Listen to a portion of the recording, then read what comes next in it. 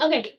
Hey guys, thank you so much for being here with me tonight on Thursday night. This is Magic and Witchcraft Basics with Professor Kalsee Kohs and the Divination Academy. Thank you so much for being here. If this is the first time you're here with us, I'll do a little bit of housekeeping really quick, just so you can get a little information about Divination Academy and myself. And then we will get going on tonight's topic, which is grounding and earthing. I was going to do energy work as well, but I decided that this is a pretty big topic.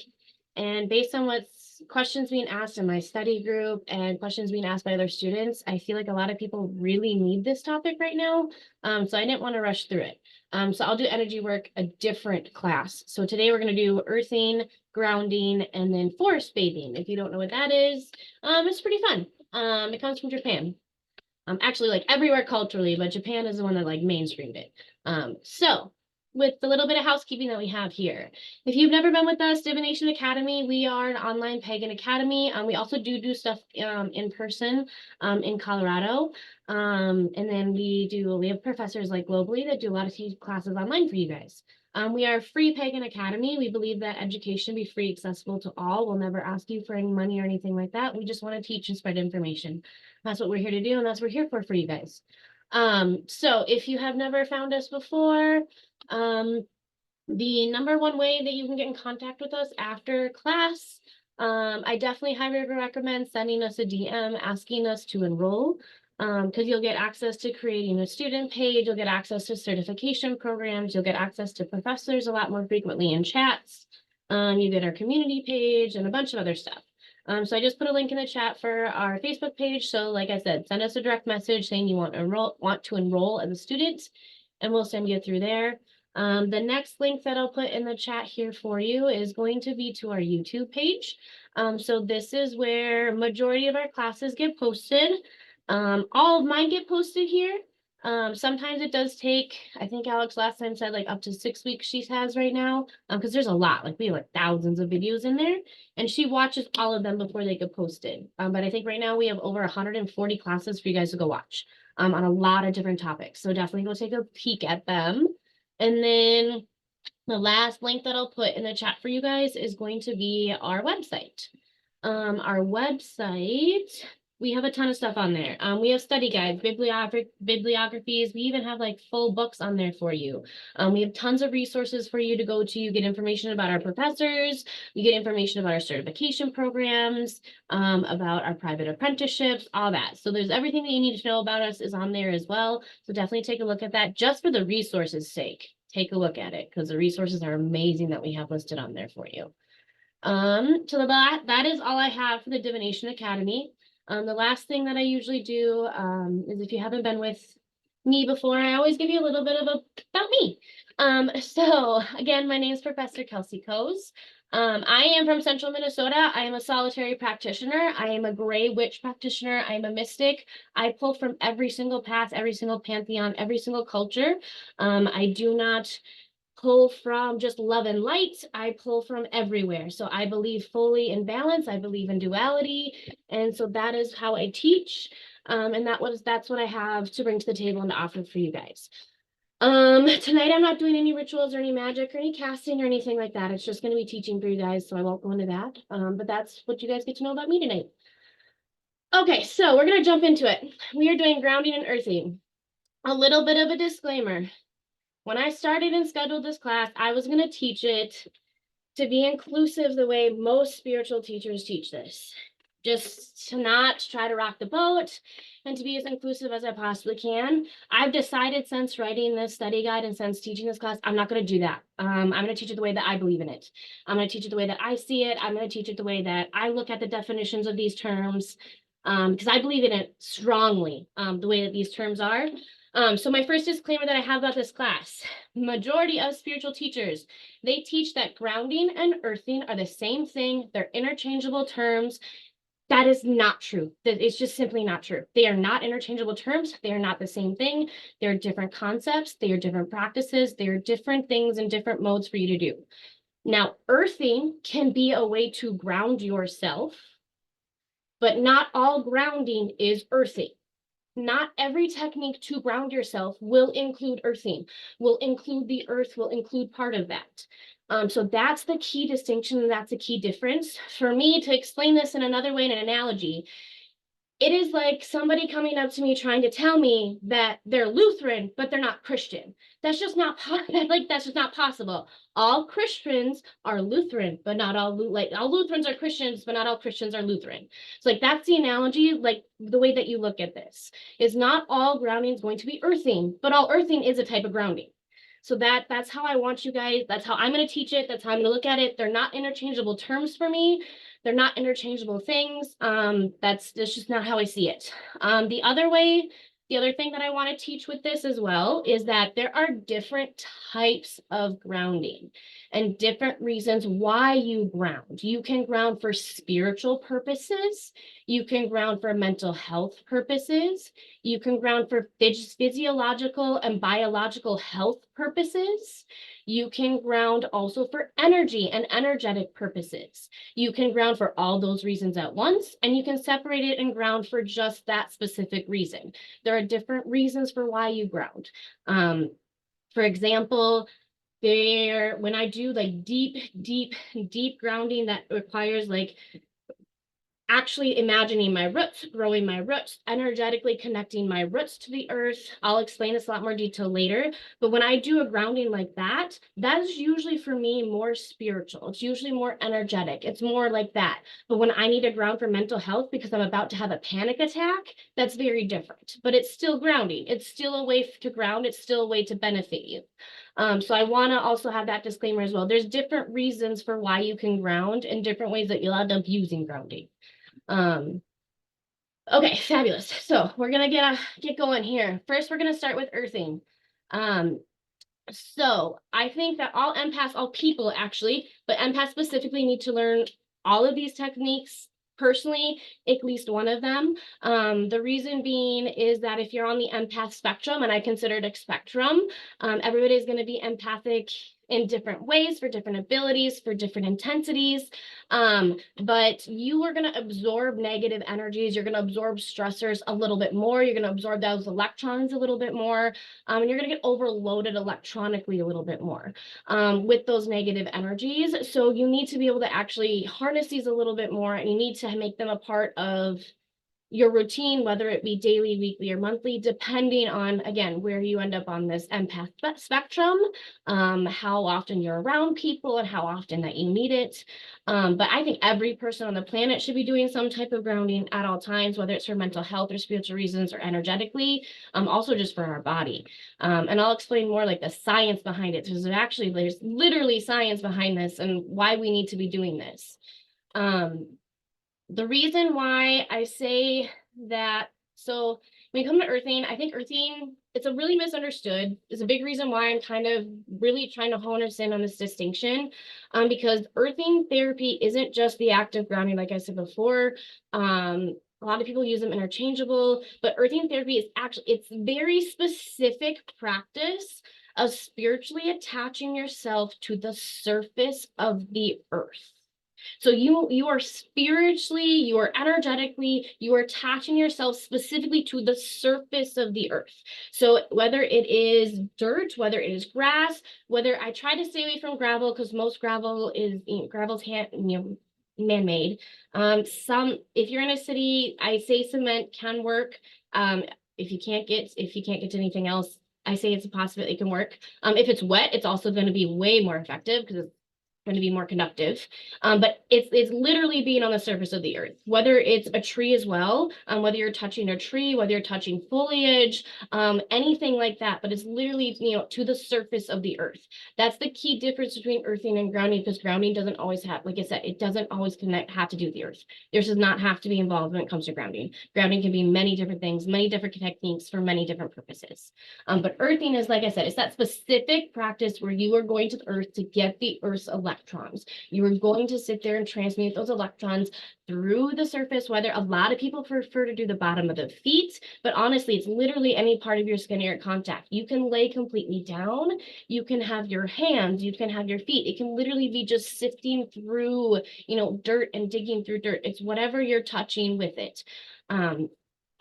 Again, this has many scientific benefits when it comes to this. It's proven to have effects on our circadian rhythms. It helps us with our negative ion contact. It's a super, super, super powerful antioxidant whenever we're actually physically touching the surface of the earth and moving those electrons through our body.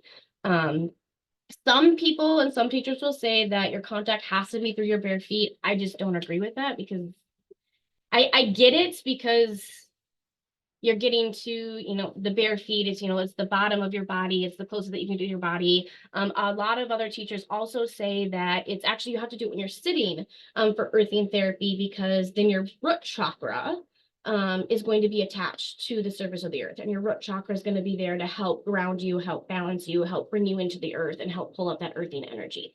I don't personally just subscribe to that. I think it's any part of your body, any type of contact. You can be hugging a tree, you can be touching a tree, you can be touching foliage, you can have your hands in a river all the way down, sunk into the river bed as well, and you're feeling that mush on the bottom and the water and all of that. Like, that's all earthing.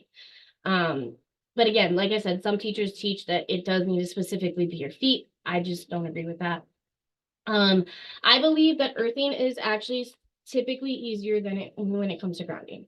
I believe that it's a lot easier, it's a lot simpler to do. It takes less time because it's literally something as simple as just walking outside barefoot. That's earthing. That's literally all it takes. 5 minutes. Just literally taking your socks, your shoes up, and walking outside. It's simply walking outside, walking past my fairy garden and deciding to stop and take like 5 really mindful minutes, like with my fairy garden, touching my fairy garden, getting to the surface of the earth as I'm walking past it and getting really mindful in it. That takes less time for me personally. That's how I see it. That's how I teach it. Earthing is so simple. It's simply just a touch. It's like a touch and those electrons start moving. And grounding, another reason why I also think that earthing is a lot easier is if you are very, very high up on the empath spectrum, a lot of times grounding can be hard for you because it feels more like stagnant energy. And when you have stagnant energy, you can risk your chakra systems becoming blocked, and then you have to work through your chakra systems a little bit more and be a little bit more conscious of that. And so that runs a risk with that sometimes, and that's why I also feel like a lot of empaths prefer the earthing. It's easier for them to do. They like the earthing. They prefer doing that rather than actually fully going into getting grounded. Because like I said, it can sometimes create that stagnant energy because you are very focused. When you're grounding, you're very solid in what you're doing and your intentions. When it comes to earthing, like I said, if you want it to be super, super simple, it can be simply just, like I said, taking your shoes, your socks off, walking outside, touching the bare ground, touching the earth, touching something. If you want it to be a little bit more intentional, you want to make sure that you're finding a quiet place in nature that you want to be in. You want to remove your shoes. You want to make sure that you're connecting directly to the earth, whether it's your feet completely connected, your chakra bones, whether you're laying down, whether it is your hands, like I've said, however you want to do that. But it needs to be very mindful. I recommend when you're doing this, you want it to be a lot more intentional, and it's not quite like a quick earthing and just touching the earth and getting those electrons moving. If you want to be more intentional with it, practice slow, deep breathing. I prefer the box method if you know what that is. If you don't, I know we have study guides quite a few places on the website about how to do that, how to do box breathing, but that's one that I really prefer when it comes to like if I really want to get super intentional with the earthing and take a little bit more time with it, doing the box breathing and being very intentional and one mindful of where I'm at. So when it comes to the science behind this, the Earth's surface has a negative charge, which creates a balance of negative effects for our free radicals, which we need to absorb.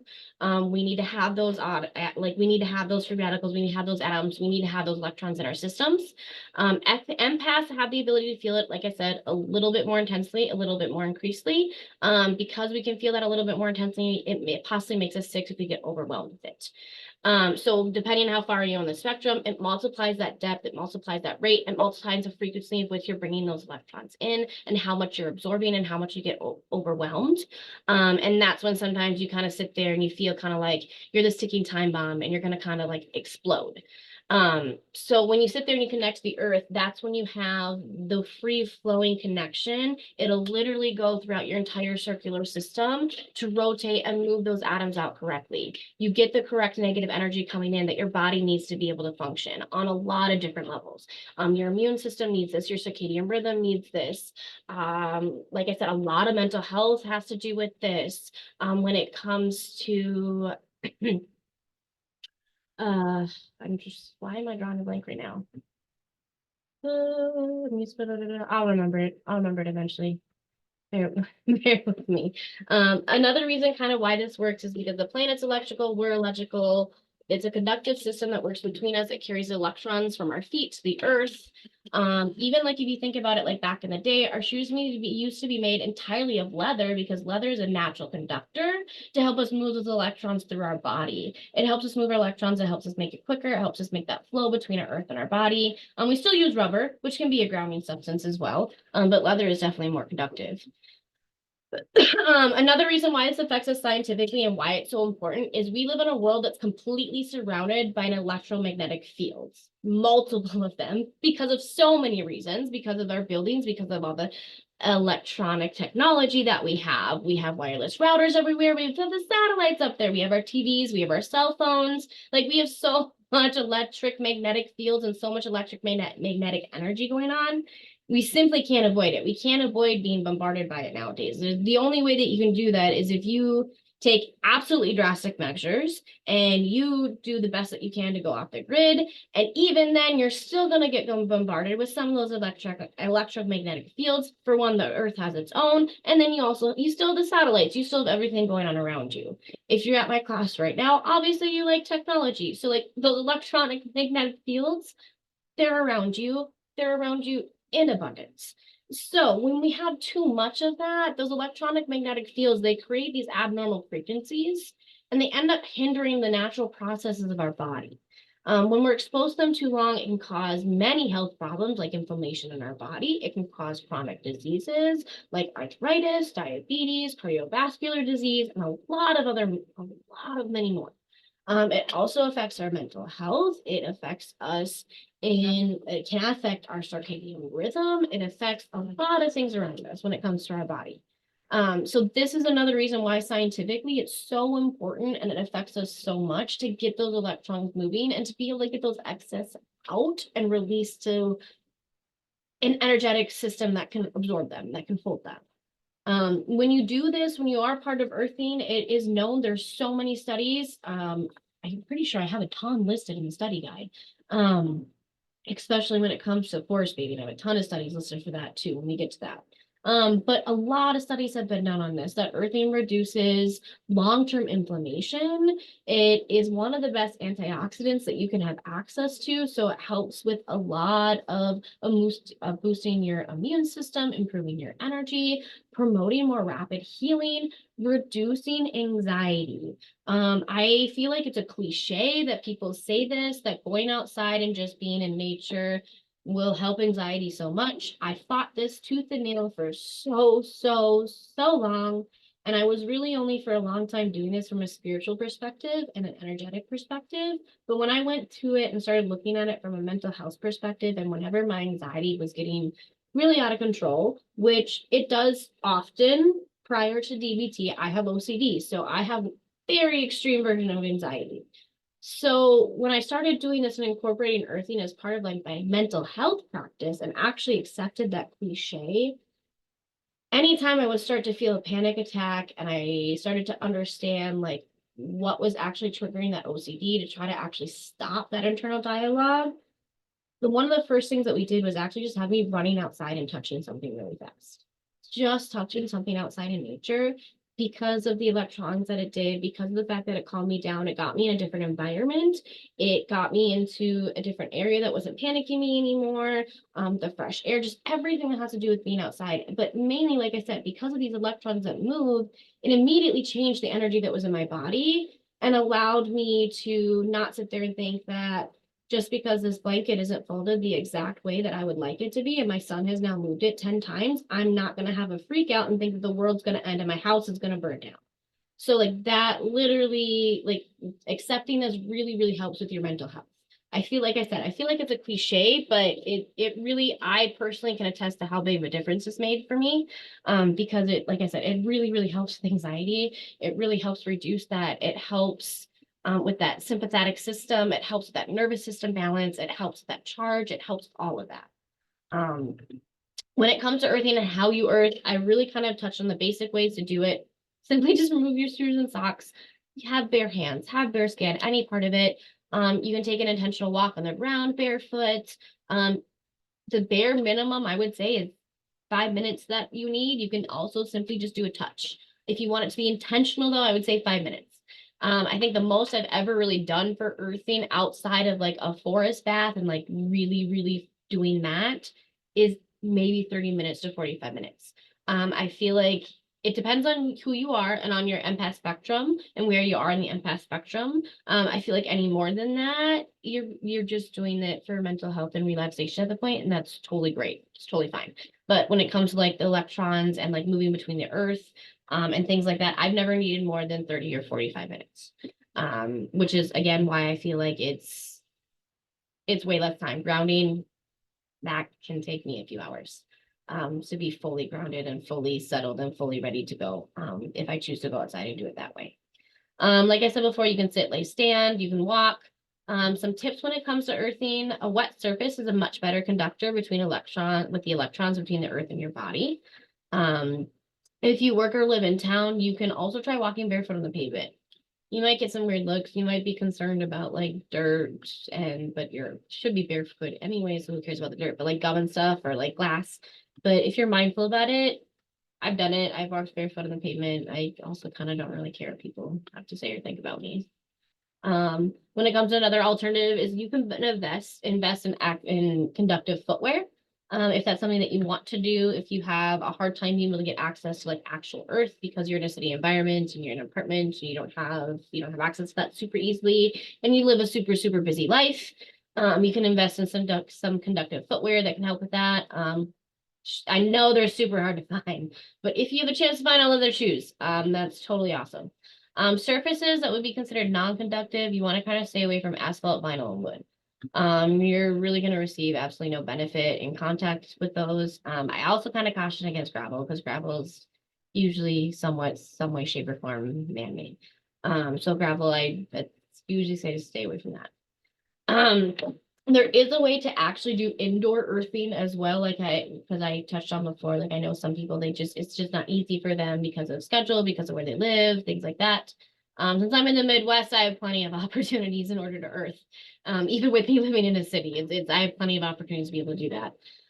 So it's not an issue for me, but if it is for you, they actually do have things like grounding mats, and earthing mats. They have earthing bed sheets. They have earthing body bands. There are a lot of different types of earthing things that you can do. I found some really, really cool earthing YouTube channels and videos that you can watch.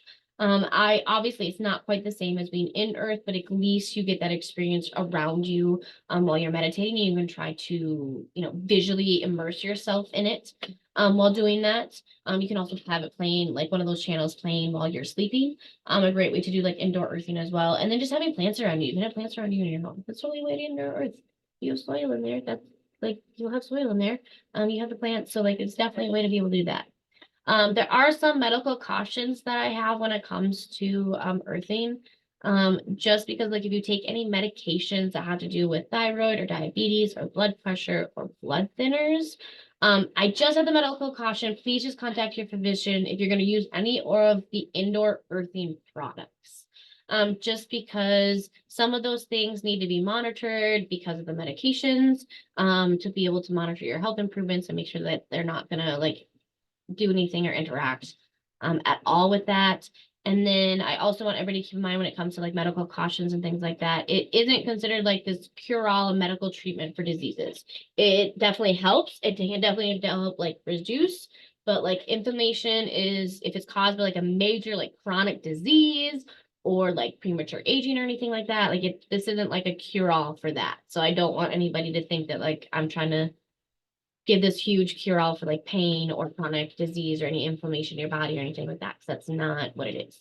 But just like I said, if you are going to use any of the indoor earthing products, please just contact like your physician to make sure that It's not going to do anything with your medications at all. When it comes to earthing, a way that you can dispel negative energy using earthing therapy, like I said, taking off your shoes, you connect your soles to your feet and the surface of the earth. This can be done indoors, but if you do it outdoors, even better. You spend 5 minutes concentrating on your energetic body. So you find 5 minutes. Usually people concentrate on the energetic body. When they do this, they'll visualize either just a light or shades of light around them. A lot of people like to use the bubble method, and they view their energy as a bubble around them. Some people use the shield, and whatever your energetic, but like I said, most people use the energetic body as like a bubble around you. Some people see it, like I said, as light. Some people see it in colors. But what you're going to do is you're going to spend 5 minutes concentrating on that energetic body, and you're going to be able to envision that. And then you envision all negative. By negative, I don't mean like dark or evil or anything like that. Negative means unwanted. It means anything that's unwanted by you. So that means it's unwanted. You don't like, if unwanted represents to you as a dark color or a dark thing, that's fine. But I don't want you to focus on like finding like this dark color energy. You want to focus on finding what is unwanted energy to you. So you focus on that unwanted body and you envision all that unwanted energy leaving your energetic body.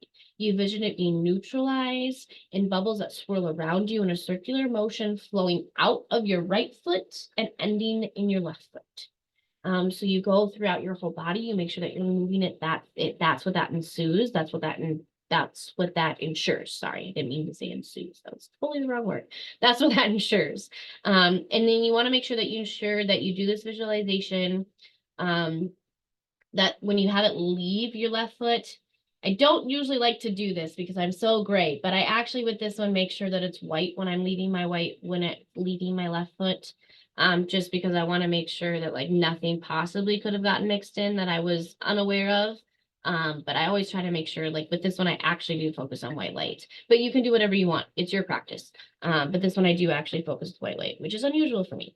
But you actually make sure that wait until it appears there in your mind's eye as white to be able to envision that it's going to be there in that left foot and release that. So that's how you can dispel when it comes to negative energy when it comes to earthing. I'm going to take a break and jump back into the chat here because I'm trying not to look at it to get distracted before I jump into what flushing negative energy out is. So does anybody have...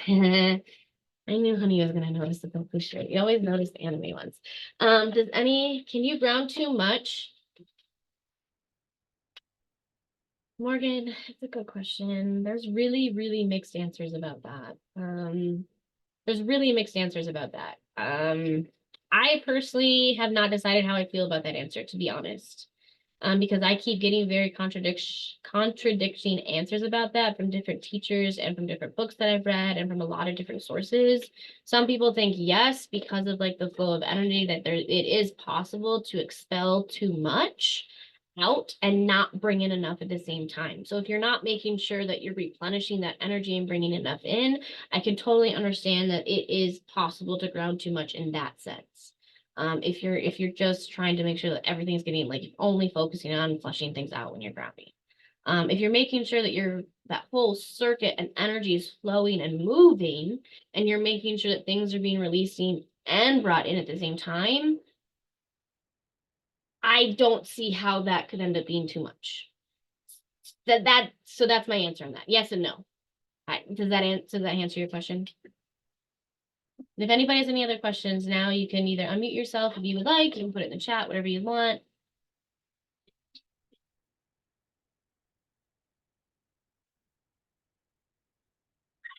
Sorry, I needed some Dr. Pepper. I'm very, very addicted. Okay, so I don't see any other questions. I will jump into next thing. So flushing negative energy out. So this is another way to actually rid yourself of energy. This is kind of a side note when it comes to earthing and grounding, because I just feel like if we're talking about this, I didn't want to do a ton of energy work, but I feel like this just needs to be brought up when you're doing this, because it's another way to get rid of unwanted energy, which is a big reason why people ground. And it's a super, super simple one. Flushing is another means to rid yourself of unwanted like I said, negative means unwanted, things that you do not want. It's both an earthing therapy and a grounding therapy combined, which is another reason why I wanted to bring it in here. The big difference between the two and why this is a little bit different is because it's an actual object that ends up receiving that energy. And then you have another object that you use to bring a flow of energy back to you.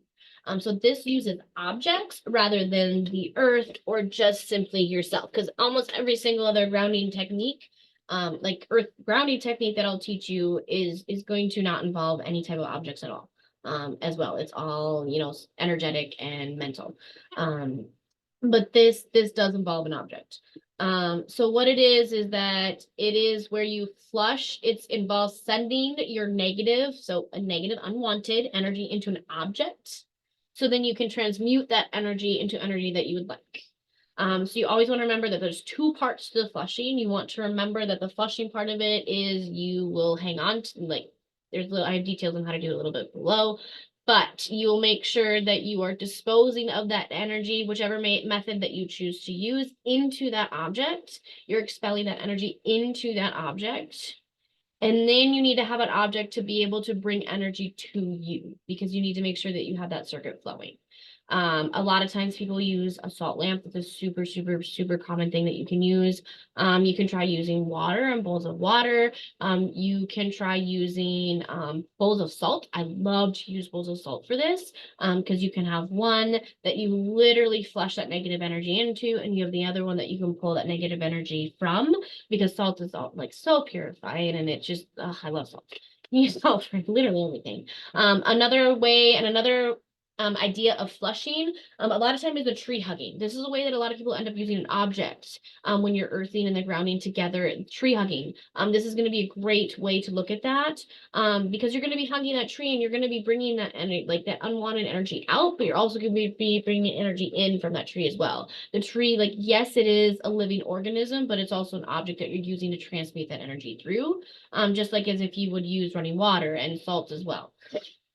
When it comes to how to spell negative energy by flushing, if you want to use a Himalayan salt lamp, a lot of people use it. It's super, super common for this. A lot of people use Himalayan salt lamps for this because a lot of people have them too. I can't because of my cats. I wish I could, but you will wrap your hands around a Himalayan salt lamp. You'll close your eyes and envision all that negative energy flowing from and around your body down into your hands and into that salt lamp. Once you feel like you've moved that negative energy into the salt lamp, you can envision a white light coming from your crown chakra.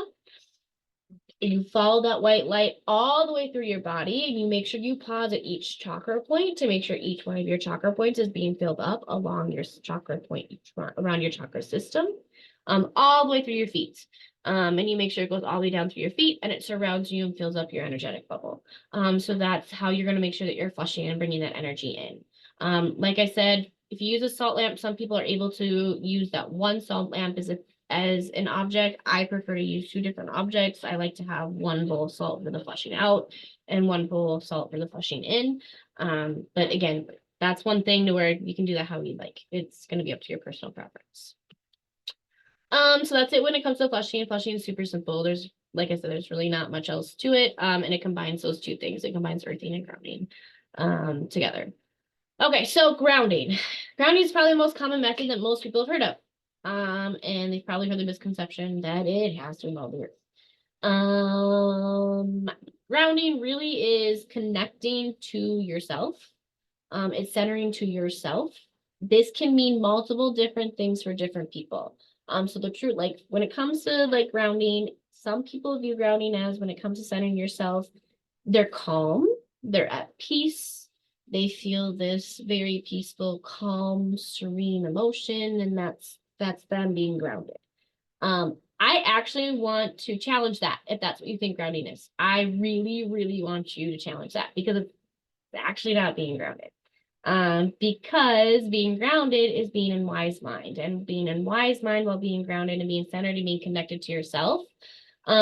It may mean that actually being angry is the wise emotion to be in. It is the justified and valid emotion to be in. Therefore, shoving that away, shoving that aside, and trying to be peace and calm actually isn't being grounded and centered in the situation that you're in. It's not actually being grounded and centered in the emotion that you're experiencing and in the lesson that you're learning in life. So I want you to actually try to challenge that. If you think that being grounded means just be feeling serene and peaceful and calm, calm should not be your goal emotion to get to. You shouldn't really have a goal emotion to get to. You should have a goal place to get to of being in wise mind and within your own boundaries. Which means that you're acknowledging that all of your emotions have functions, and there are justified times to be in emotions that some people deem as negative or bad or that we don't want to be experiencing. So again, I really want to actually challenge you to question that. Because like I said, for me, like being grounded, like it's not this calm and peaceful feeling all the time. Yes, sometimes it is. Sometimes being grounded is being a really fully mindfully experiencing joy. Other times for me, being grounded is being fully mindfully and present to the shadow work that I'm experiencing and I'm working through, which is going to bring up some pain. It's going to bring up some turmoil. It's going to bring up some fear. It's going to bring up some anxiety. But still being able to be connected to your whole self and feel centered and in wise mind while you're experiencing that emotion. Again, like I said, everybody's gonna have a different definition of grounded. So if you go with the peace, serene, that's totally, again, it's totally fine. I just want to challenge you to try to look at it a little differently.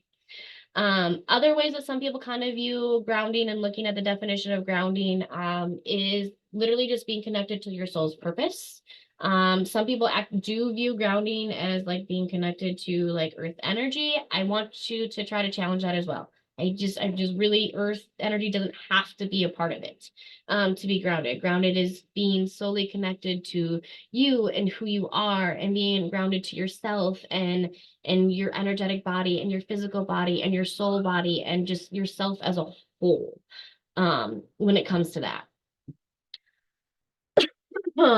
When it comes to practice of grounding, it's recommended to do it because it ends up being able to generate a clean slate for your energetic body. It creates a reset. It helps you feel rejuvenated. It helps you take inventory of your emotions and where you're sitting.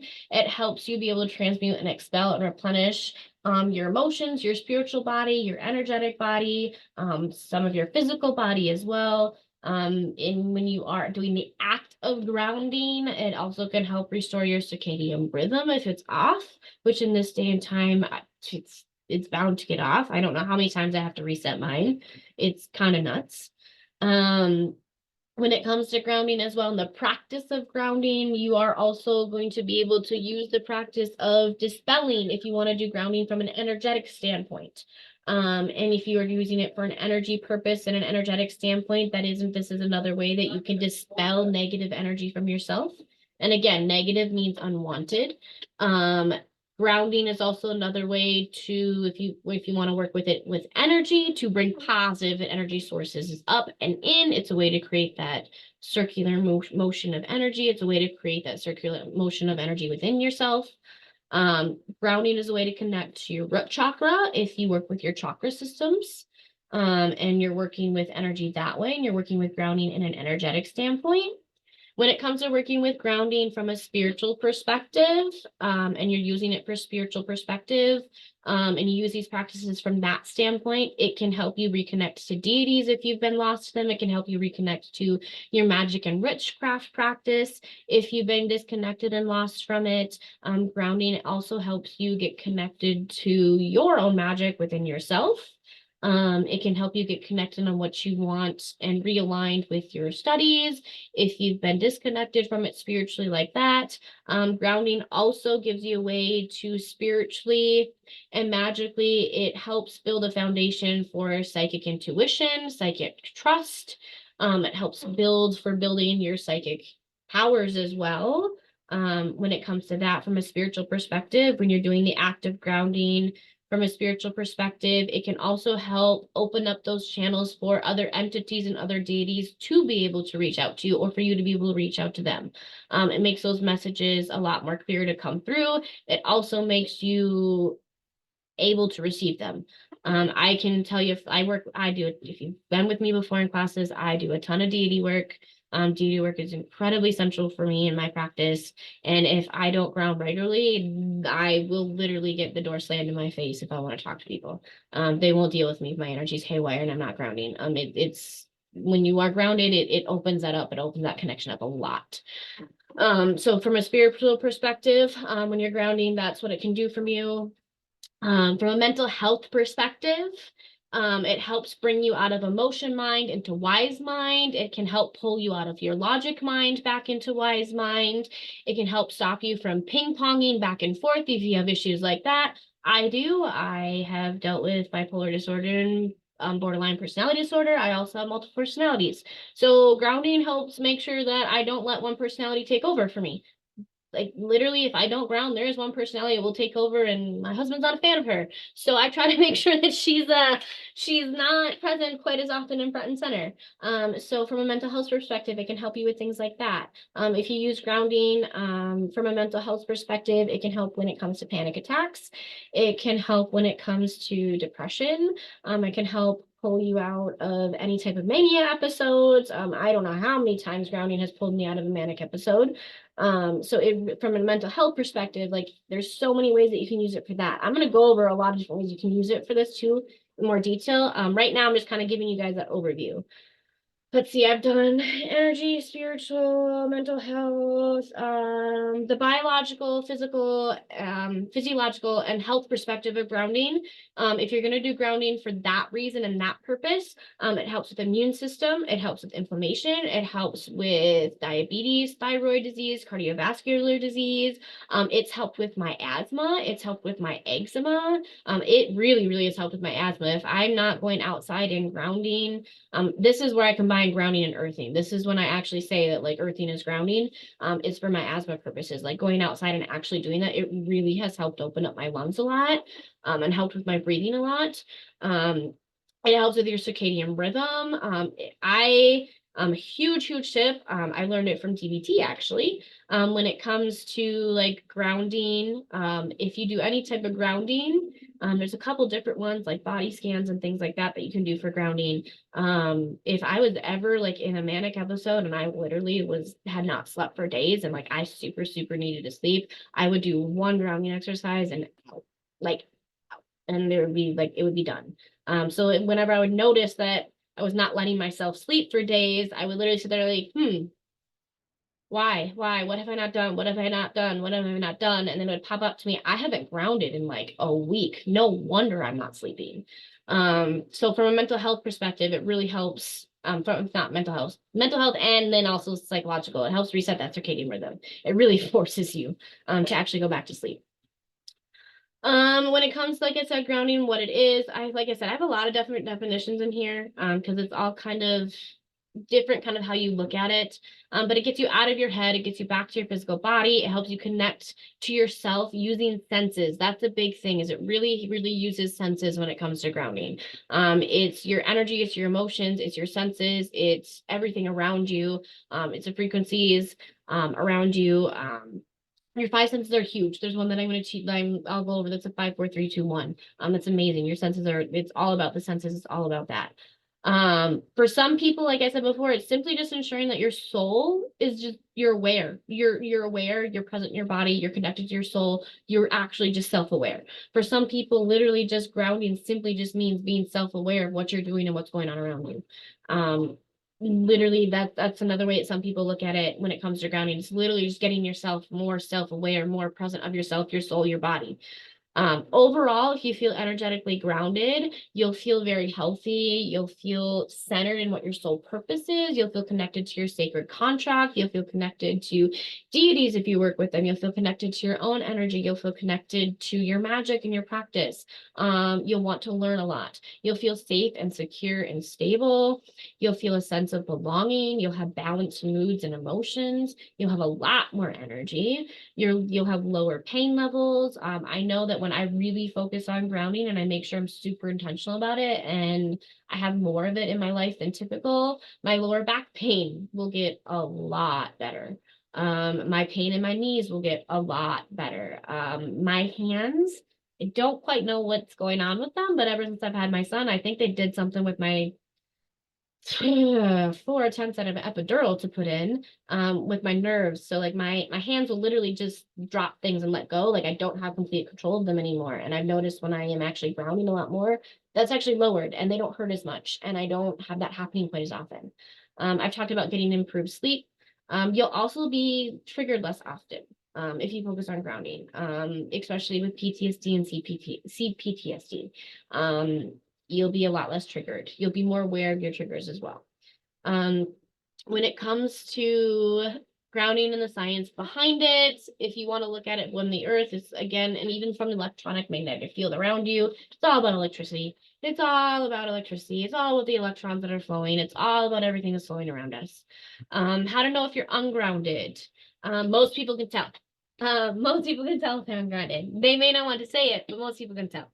It's a feeling of like you just feel out of sorts, you feel spacey, your mind's really scattered. You just don't feel quite like yourself. You're gonna forget things a lot, you're gonna want to procrastinate, you're gonna avoid like a mother. Like you are gonna avoid like crazy if you feel ungrounded. This is my biggest thing.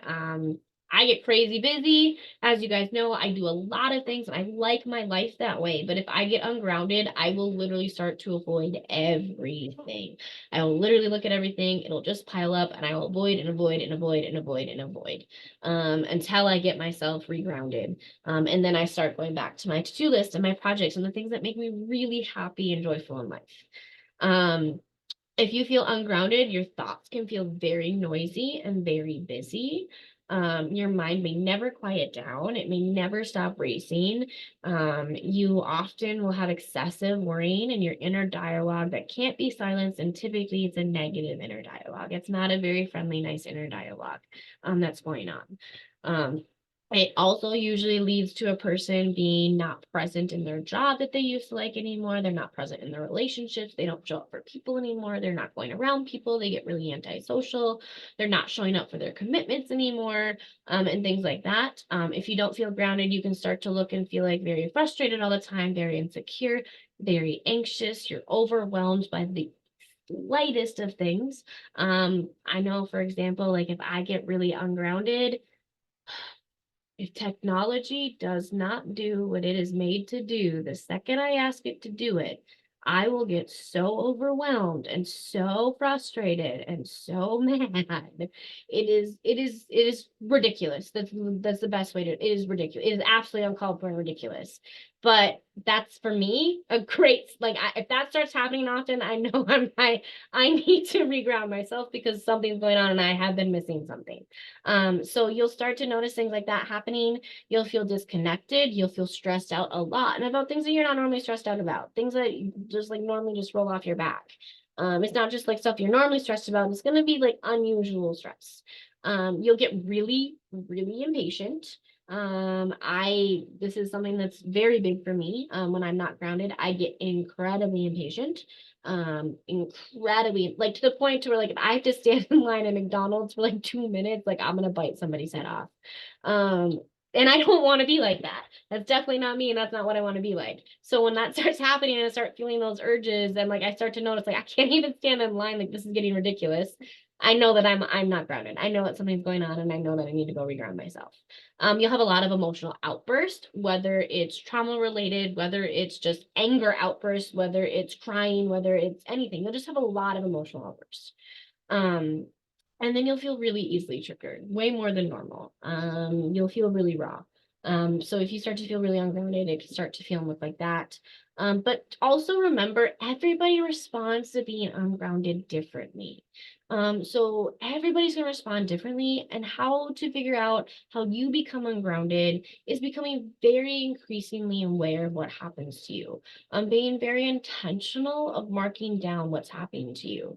If you journal, if you take notes, if you do a bullet journal, if you have a calendar, anything like that, even if it's something as simple as one time during the day, you're writing down the worst emotion that you felt, you're writing down the highest emotion that you felt, and then you're writing down like if there was something that you felt triggered you, if you had emotional outbursts, if there's anything that you needed to pay attention to that was just like outside of the normal, that starts to actually make you pay attention to patterns.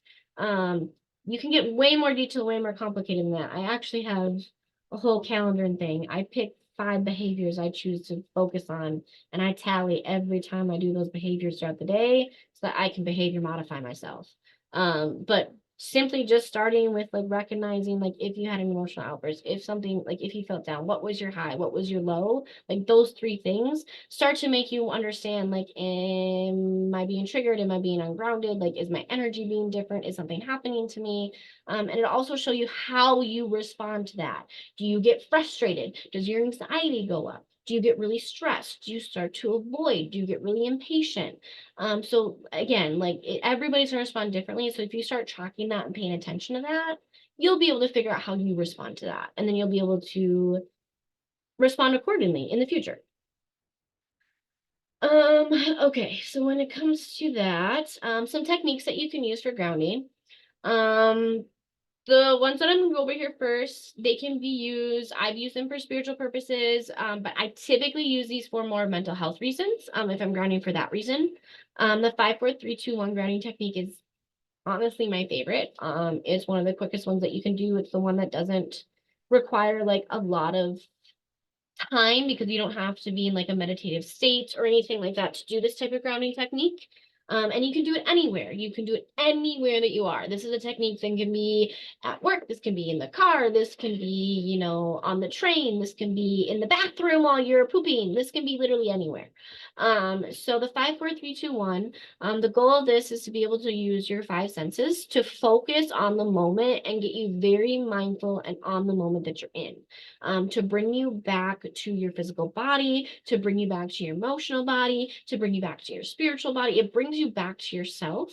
So what you need to do is you have to think of 5 things you can see, 4 things you can feel, 3 things you can hear, 2 things you can smell, and 1 thing that you can taste that is in your immediate environment. I don't like to use a technique when it comes to like visualizing and thinking of things. I like to be like, I have to physically be able to see those in my vicinity. Like, I need to be able to see 5 things that I can see. There needs to be 4 things I can physically feel. There needs to be 3 things in this room I am hearing now, 2 things I smell, and 1 thing that I can taste within my vicinity. If there's not 1 thing that I can taste in my vicinity, I will go to a different vicinity to find something. But that 5, 4, 3, 2, 1 technique, like it is amazing for mental health purposes. I use this one frequently for panic attacks, frequently for panic attacks. If I'm starting to shame spiral, I use it frequently when I'm starting to shame spiral.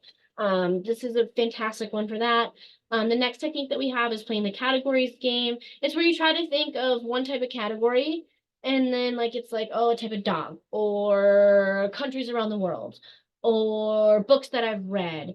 And then you have to think of something that starts with an A, and then something that starts with a B, and then something that starts with a C. So it challenges your brain, it refocuses your brain, it gets your brain off of like redirected off of the emotions over to the logic side, so then you can recenter it to the wise mind and be able to be grounded and fully back into your physical self. Um, another technique that you can do is describe the steps of performing an activity that you know how to do, literally out loud to yourself. Like you are going to be talking to yourself, whether it's how to bake a cake because you love to bake and it's something that you do often. Literally what I'll do, one of the big steps that I like to talk out on how I do is, I walk through and tell myself out loud how I set up my bullet journal, spreads, because I'm very specific and it's like tiny small details, and then I'm like, okay, well, now this color, I'm going to do this line. So something that you're very good at doing, that you know how to do well, that brings you joy, that makes you feel like a master and builds mastery, describing the steps and how to do that. You also can just simply read out loud to yourself, making sure that you're saying each word, making sure that you're saying each letter, even if you need to. That redirects your brain. You can touch various objects around you, very mindfully touching them, whereas you're noticing the texture, the colors, the material, the weight of it in your hands, the temperature. You can start comparing your objects. You can also carry a grounding object in your pocket. It can be something as simple as like you have a ring that you wear, instead of in your pocket, but a ring that you wear, that you can touch and feel all the time. It's specifically for grounding, and that's what you have that for, and that's where you go to with that intention. You can have a specific crystal that you like to have in your pocket. It can be a small rock, it can be a totem, it can be anything that you possibly can think of. I've had a lot of different things that I've used for grounding objects that have been in my pocket. For a little bit, there was actually a folded up post-it note that I had. It had a note on it that my husband had written to me when I was in the hospital while I was pregnant with with my son. And it was during COVID, so like he couldn't see me at all. And I had been there for like a week, and he came to drop off another bag, and he left me this note. So that ended up being my grounding thing for a while. So it can literally be anything that you want to place in your object and use for that purpose. And what you do is whenever you feel triggered, whenever you feel anxiety, whenever you feel any type of emotion, whenever you feel out of sorts, spacey, not grounded in any way, shape, or form, you can simply just touch that. And it's supposed to bring you back. It's supposed to bring you back to your physical body. It's supposed to pull you back. It'll remind you of that. Another way to be grounded into your physical body is going to be moving your body, doing exercises, doing stretches, doing things like that. That's a way to feel grounded from a mental health perspective and a physical perspective. When to ground, whenever you need to feel like you need to come back. Whenever you feel like you're not in wise mind, when you're too emotional, when you're too logical, whenever you feel spacey, out of sorts, your energy just doesn't feel off, whatever it is, whenever you feel like your soul's not in the place, you're not on your sacred contract anymore, any reason that you feel not off, you feel out of balance, any way that you want to think of to describe it, it's a good reason to ground. Just listen to that intention, that intuition, listen to your energy, listen to your body, listen to what's going on to you. Is there a best time to ground?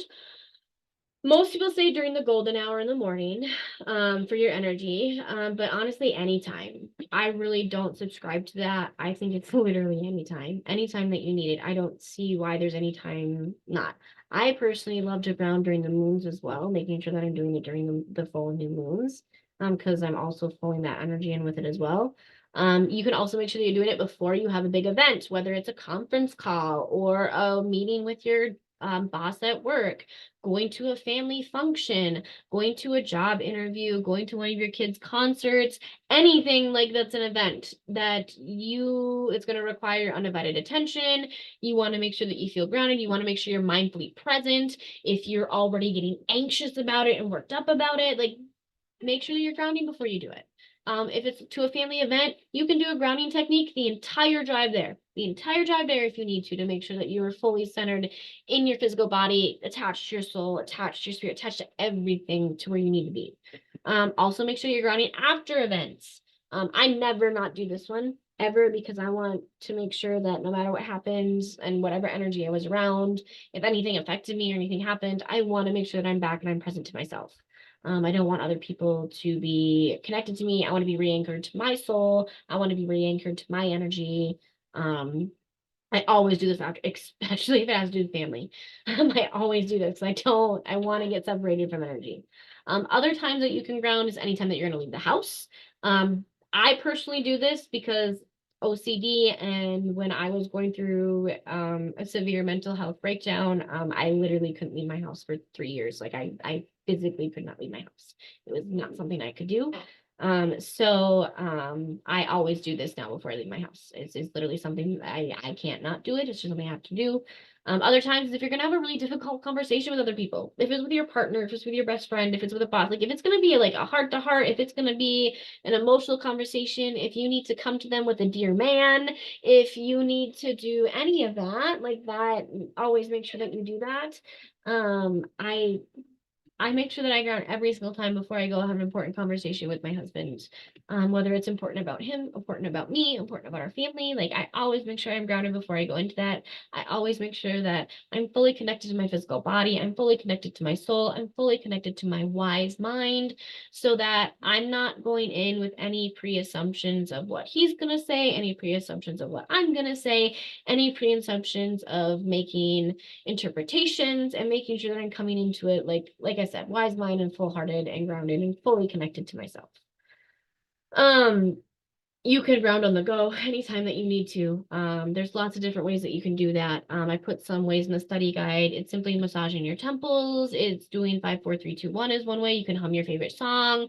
You can do slow body muscle relaxing as well, to where you literally pick a muscle group on your body and you release and tense up those muscles over and over again. And you go through each different muscle group in your body to be able to do that. You can simply just take a sip of water or a cold water or a bubbly drink. It's a different sensation. It's everything to pull you back. So here we're going to go over some more techniques as well when it comes to grounding techniques. These ones aren't going to be quite so much focused on mental health. These ones are going to be more focused on kind of like that energy grounding, that spiritual grounding, that magic grounding, that witchcraft grounding. You can use these for mental health though, obviously, but these I use more for the energy, more for the spiritual grounding. So one of the grounding techniques is literally growing your grand roots through the ground. So you imagine that you're a tree. You can use other plants if you want, but I like a tree just because of the root systems and how intricate it is, and just trees are they're trees. But so you imagine that you are a tree, or that you're sitting on like a throne that's like a hollowed out tree. Sometimes I like to do that because, yeah, I just like to do that. I love deities and gods and goddesses, and I love to be a queen and a goddess, and that's just my thing. I like that vision. So sometimes, a lot of times I will do that too. You can visualize, and then what you do is you visualize your roots coming from you. You can do your feet, but I prefer to do the crown chakra. I'm sorry, my root chakra. I prefer to come from my root chakra, so like at the bottom of your tailbone where that root chakra is. And your roots are literally growing, and you're visualizing them growing down into the earth. You can have them like be colored if you want. You can have them be energetic. You can be light. However you want these roots to be visualized. These are your roots. So you notice when they get to earth. You notice when they connect to the earth, because you're gonna grow them all the way through. You're gonna trace them into your mind's eye, and then after you do this, you want to make sure that you connect to tree energy. You're gonna sit in that grounding energy, and you're gonna make sure you feel those roots grow into that earth. You're gonna feel them connect. You'll disconnect when you're ready. You'll disconnect when you'll feel that trace back into your mind eye. This is totally up to you, and you will determine what that feels like for you. But then I always recommend, after you do this, make sure you go and connect to something that has a tree energy. So whether you go and touch a tree, whether you go and look at something that has a tree, whether you have tree sap, tree syrup, anything that's around you. Typically I will literally just walk out to my house, and I will go and I will touch a tree that's near me, because usually my trees are whatever I'm visualizing. I make sure that I'm doing what I can see outside of my yard, and that I have physical access to. So that's a great way to be able to connect that energy, to be able to go to that energy of that earth. It's a spiritual connection. There are times when you're growing your roots, and when I'm growing my roots like as well, I'll actually call in deity energy to help ground me as well. If you work with deities, that's definitely something that you can do and you can envision, and they can help be there and assist with that grounding. A lot of times though, I do prefer to work with make sure that's my own energy that I'm grounding. Um, Another way that you can ground from a spiritual and magical and energetic perspective is you're going to actually visualize your soul coming fully back to your body. Everybody's vision of their soul is going to be different. Everybody's going to view it differently. It's all going to, some people it's just a light body. Some people it's an energy. Some people it's literally, they see a physical copy of them back at them. For me, it's actually really complicated to describe what I see.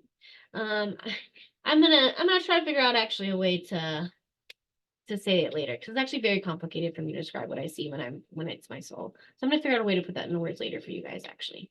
But when you're visualizing that, you're literally visualizing it coming back to you. Because I have multiple personalities, that's why it's so hard for me to describe what it looks like, because I have extra pieces I have to pull back, and I have to pull it back a little bit differently. But It lets you be aware of your parts of yourself that have wandered off. It lets you be aware of your parts of yourself that have gotten maybe carried away, that maybe are no longer grounded, that are maybe attached to something else or have distance from you or decided to go travel. So simply visualizing all the pieces of yourself returning back to you and making you whole, however that looks. And while you're visualizing this, you're making sure that you're saying out loud, I call all of my energy back to me now. Another visualization that you can use as well is imagine a cord coming down from your root chakra or your tailbone. A lot of times this grounding cord is going to be red or black or gray. Most often I see red for a grounding cord. But I personally see gray because what I work with. But I've seen all three of these colors and I've been taught all three of these colors. And then you visualize that grounding cord in your mind's eye and you see yourself anchoring your energy from your mind's eye and your root chakra to the earth by sending that cord downwards. Depending on how much you need it, you can send it downward pretty forcefully and aggressively. You can be calm about it and like work your way in. It's all going to depend on your needs at that time. But you visualize that earth. You're going to send it down and you'll visualize earth energy. You'll visualize whatever energy that you're thinking of coming up through that cord and merging with you. So that's what you would be doing with that when you want to use a visualization. If you want to combine earthing with that one, that's a great way to combine grounding and earthing, is with that cord and being able to get that energy back up. The growing your roots technique, I already actually talked about. Another way that you can work with grounding from a spiritual perspective, a magical perspective, and energetic perspective are crystals. Crystals are a great way to help you feel that way. Most dark crystals such as hematite, smoky quartz, bloodstone, black tourmaline is my favorite. If you've been to my classes, I use black tourmaline for almost everything. The amount of chunks of that I have is kind of nuts. Onyx is great as well when it comes to grounding. Black obsidian is fantastic as well for grounding your energy downwards into your body. Black obsidian also connects to quite a few deities as well. So if you work with deity energy when it comes to like trying to help ground yourself, because that's what your soul needs to help you ground, that one's great to try to pull those into. You can carry these with you in your pockets. You can put them in your bath water. Make sure though that they are ones that can be in water. Not all crystals can be in water. Make sure you look that up. Make sure you double check that. Don't destroy your crystals. Just put them in bath water. Not worth it. Just make sure that you double check that they can actually be in water. Also, you can put them in your drinking water if they can be in water as well. And then you can also, like I said, you can have them on you to ground. You can have them in your space to help make sure that they're a visual reminder to help you ground. You can put them in your physical space to help grounding within that energetic and electromagnetic field around you. Make sure that if you're going to use crystals for grounding, that you clear them, you program, and you charge them first to make sure that you're receiving the highest possible benefit that you can for grounding using crystals, and to make sure they help you being fully embodied, fully present, and fully centered throughout your day. Let me jump back into chat, actually. It's been a little bit since I've been there. Okay, let me see.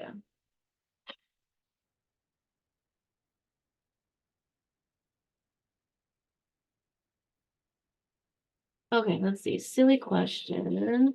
Why is it not considered disrespectful to hug a tree when flushing? I would think that is disrespectful.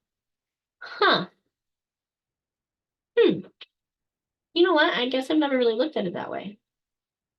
I've never really, hmm.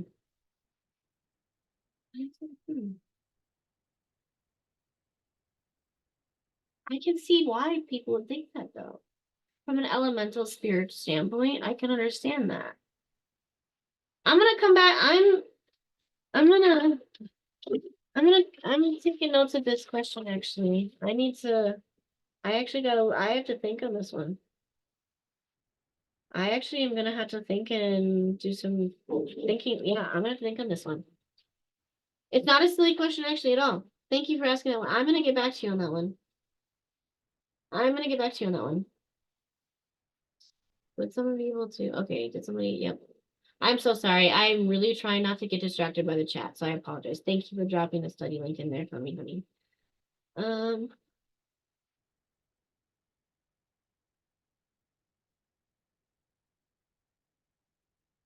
Thank you. Thank you for that compliment about being open about my OCD. I really appreciate it. There's a lot of stigma with OCD, and I'm trying really, really hard to break that. People don't, yeah, people think that OCD is monk, and it's just not. Like, that's not what OCD is, and it really irks me. So yeah, and I'm really open about it because yeah, it's nuts. Like to have literally a corner of a blanket not be facing the right way that I want to be, and I think my house is gonna literally collapse on me. Is to have to work through that is crazy. Like I don't want to. I take back the word crazy. To have to work through that is difficult. That's the word that I want to use, and it's a struggle. Yeah, but thank you. I appreciate that. Yes, I love. Yeah, I love crystals too. The darkest crystal I have is pyrite can actually be used for grounding. Pyrite's really great for grounding because pyrite can focus strength and willpower. So if you have pyrite, that's great. Amethyst, I would say you can probably use for grounding. I don't know. Yes, because it's very anti-anxiety and it's a very, very calming stone and and it's used for a lot of different things. So I could see why it could be used for grounding too. I could say that you could use that one for that. I think just when using amethyst for grounding, I feel like an amethyst, a chunk of it, it's gonna get overwhelmed really fast. I feel like it's gonna get overwhelmed really fast, and you'll have to cleanse that like super, super frequently. I feel if you're gonna use it for grounding. But I can see how it could be grounding though, because it's so anti-anxiety. That's a very calming stone. Can you use water for flushing? Yeah, yeah, I think you can use water for flushing. I don't see why not. I don't see why you can't. I don't see why water wouldn't be used. It's a great way. It's a great way to transmute energy. I don't see why you couldn't. Okay, fabulous. Let me jump back in. Okay, other ways to ground. Balancing your root chakra. Making sure your root chakra is balanced. That's your first chakra in your system. Well, the way most chakra systems are taught. I take that back. It's not in every chakra system taught that way. Because not every chakra system even has it that way. Because there are a lot of different chakra systems. But the one that most people know. It's located right at the bottom of your pelvis. It's in the center of your pineal gland, pineal area. It's often associated with the color red. It helps us govern our physical reality, our safety, our security. It is our place that we're able to ground. It's attached to our sensuality and our sexuality, our survival instincts. The root chakra and grounding go hand in hand. If you're having a really, really hard time with grounding your energy, it really could be that your root chakra is completely blocked and it's really unbalanced. There are many, many ways that you can self-heal your root chakras. That is by doing standing yoga poses like the mountain, the warrior, and the tree poses, Kegel exercises, having red crystals on you, listening to thunder, eating root vegetables, laughter, working on grounding exercises, meditation, journaling for your soul purpose, your soul contract. Getting outside also simply can help connect you to your root chakra. If it is unbalanced or underactive, you're going to feel disconnected from nature. You're going to feel anxious. You're going to have trouble sleeping. You're going to be unable to focus.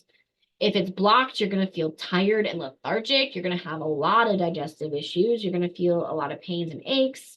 You're not going to have any idea where you want to go in your life or what your purpose is. And you're going to either experience insomnia or excessive sleeping.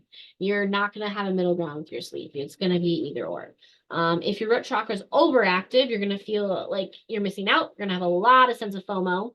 You're going to hoard money and objects. You're going to feel scared and anxious. Your anxiety is going to be really rooted in fear. And it's really going to be in fear of not having enough.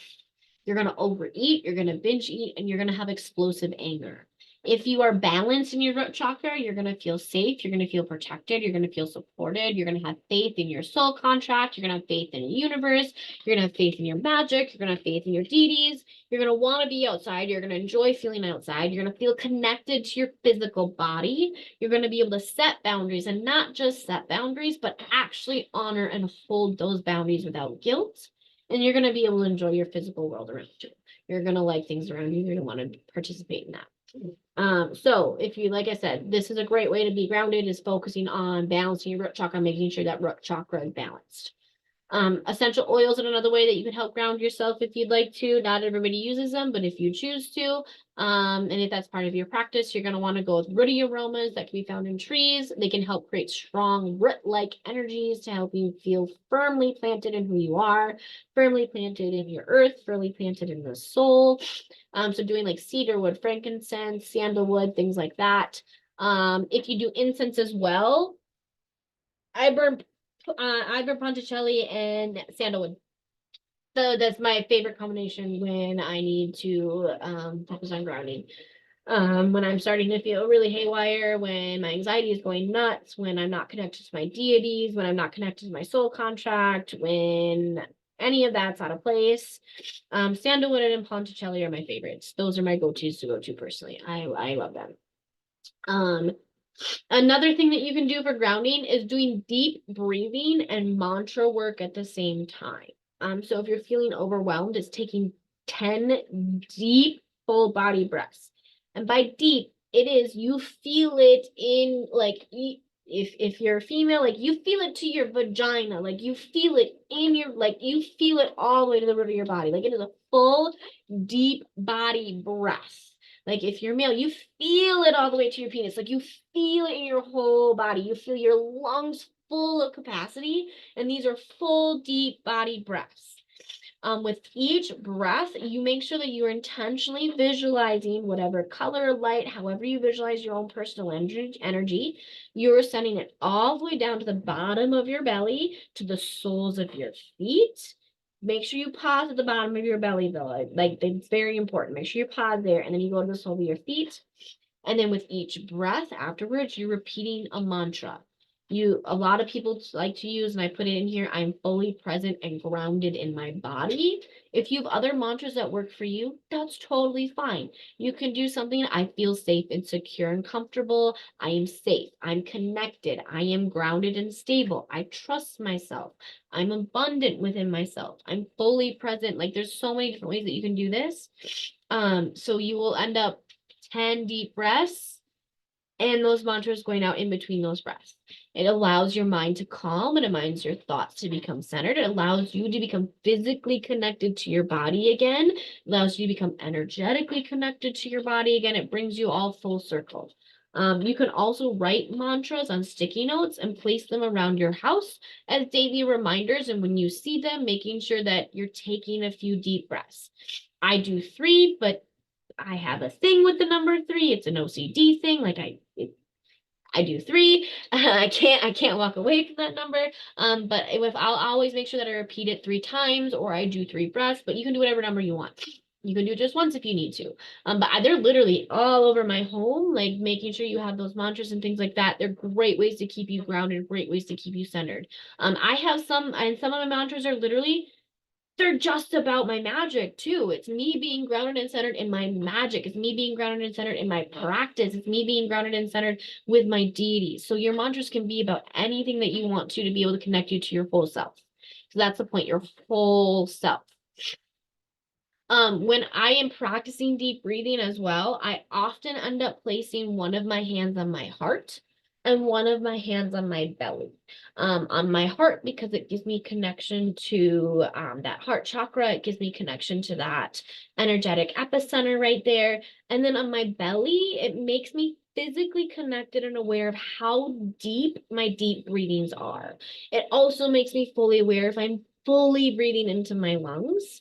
I can feel my chest fall and rise. I can feel my belly fall and rise. It makes me very physically aware and attached to what's going on to me.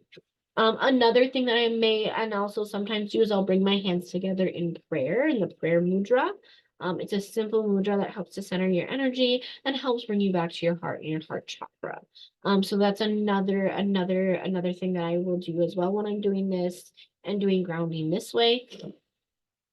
Another technique I'd already talked about, the 5, 4, 3, 2, 1. I have some visuals in there too for you to help remind you. I literally have, I don't even know how many. I have so many different visuals of just this around my house. There's one in each room just to remind myself, like 5 things I see, 4 things I feel, 3 things I hear, 2 things I smell, 1 thing I taste. It's in my bullet journal. I have a reminder on my phone so that if I'm out and about, because like I said, this is a great one because you can use this grounding technique anywhere, like anywhere. Um, Another awesome one, like I said, for grounding is just simply being outdoors. So this is where you can use earthing as a grounding technique. So being outdoors, using that earth's energy, actually transforming that energy, transmuting that energy, using the healing frequencies of the earth. So earth, this is where being in nature and earth is actually a grounding technique. Typically when I do this, this is a lot of times to where it's very intentional, deep breathing and mantras while I'm connected to the earth. I will also do combined earthing and the root visualization that I talked about with the trees. And I will actually grow my tree roots into the earth while grounding as well.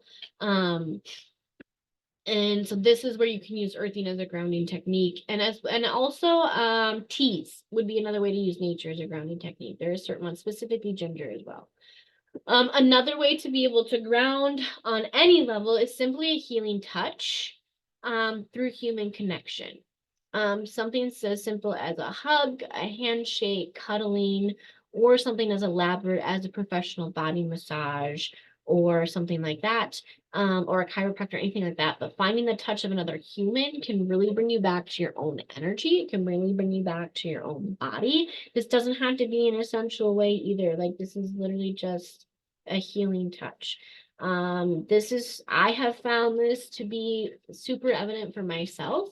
But also now that I am raising a 2.5-year-old autistic child, I've known he's autistic since he's about 8 months old. And so we've been very big on co-regulation with him, and simply sometimes all he needs in order to calm down when he is not grounded and overstimulated and out of his body and not centered is simply just physical touch in a different location. It's simply just putting our hands on his heart and his shoulders and his back and simply just physically co-regulating with him and experiencing his emotions together.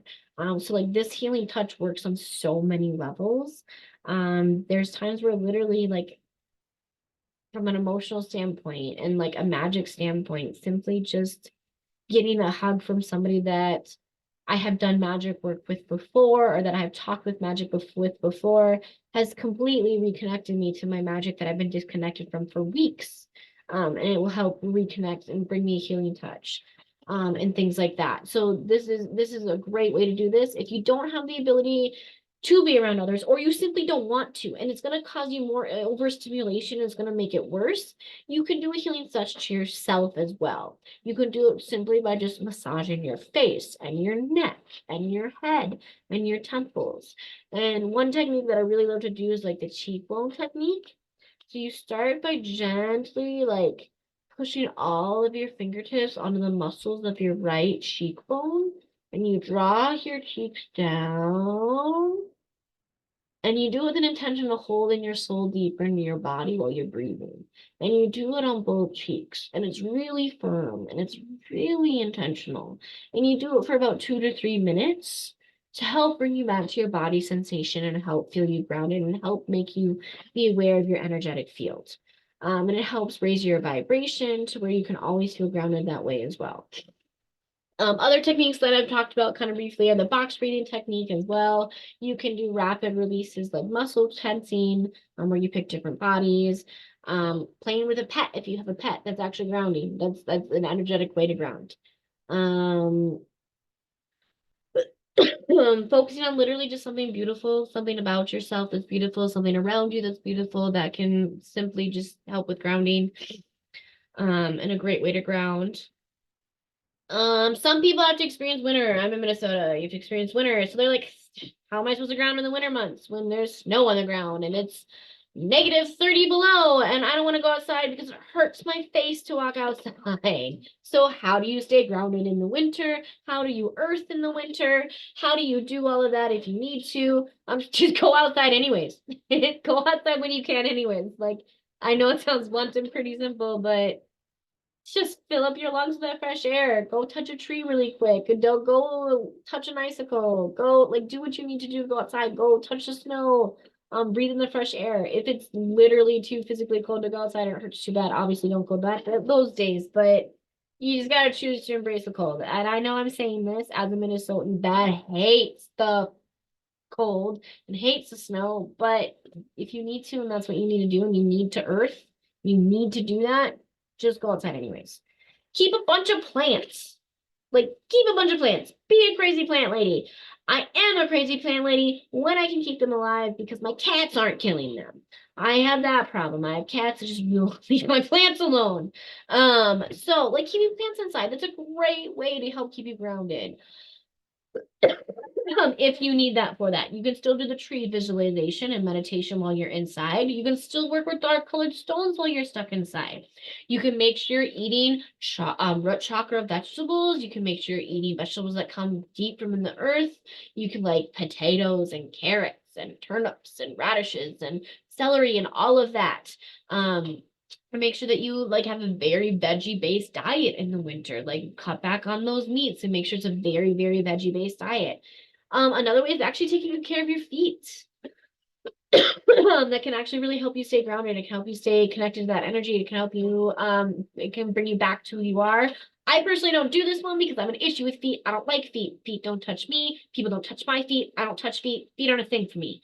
But there are many chakra points in your feet. So it's a great way to also have that energy moving, have that energy working, make sure your energy starts flowing and it's not stagnant because while pedicure is going on, like those chakras actually get reactivated. They get that movement flowing, they get it moving for you. And making sure you're still doing affirmations. It doesn't need to be warm outside for you to do affirmations. Like it doesn't need to be nice outside for you to continue to do affirmations to feel grounded. It doesn't need to be nice outside for you to do mantras. It doesn't need to be nice outside for you to do deep breathing. So winter is no excuse. That's also kind of why I included that in there. Because I hear that a lot from a lot of people, especially in my area, is that, well, I can't stay grounded, I can't stay connected because it's winter. Well, grounding actually doesn't need to require you to go outside. There are other ways to do that. Fabulous. I'm gonna jump back in the chat quick because we are at the point where I'm gonna talk about forest bathing, which is Shinrin Yoku, which is a Japanese term, a Japanese art. I love Japan. So I'm really excited I actually gonna talk about this. Okay, I'm gonna jump in the chat, see.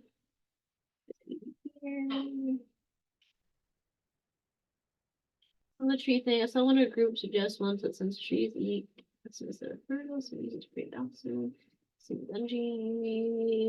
Yes, that's the way that I also have seen it. But I also can understand why people would see it disrespectful because of the spirit of the tree and the elemental of the tree. That's why I really want to think about that one. I really want to think about that one because I can definitely understand it. I mean, there are some cultures that I could see that would think that would be disrespectful. I'm sorry, actually, like I want. That's why I'm gonna look at that. Great quartz. Yeah, I like using gray and smoky quartz. Yeah, three is a powerful number altogether for many reasons. I'm not sure if you've heard of this or if it applies here, but a breathing doc told me that it's healthier to breathe in your diaphragm because you get more oxygen in your body. I don't know if I've heard that one, to be honest. I don't know. I'll have to look that one up, honey. I'll have to look that one up. I'll have to look it up. Yes, touch is super good with autistic children. It's literally key. We, of course, slept with him his whole life just to make sure that he is okay with touch. Are you doing a chakra class at some point? I think we have one already on divination. If I have to do one, I can do one. I just went through a pretty intense chakra boot camp this year, actually. It was really great. I just redid all of that. So I mean I can. Yes, I can these. Yep. Okay, I don't see any hands up or any other questions. Fabulous. Okay. Let's jump into Shinrin Yoku. Again, if I'm pronouncing this wrong, please, you can totally correct me if you'd like, but just be kind about it because most of my stuff is through reading. I've heard this pronounced maybe a handful of times in Japanese. I'm trying to learn Japanese, but it is a hard one to learn when you start English. It's hard, but I'm trying. So in Japan, it's the practice and the healing art of Shinrin Yoku, which in English literally translates to forest bathing.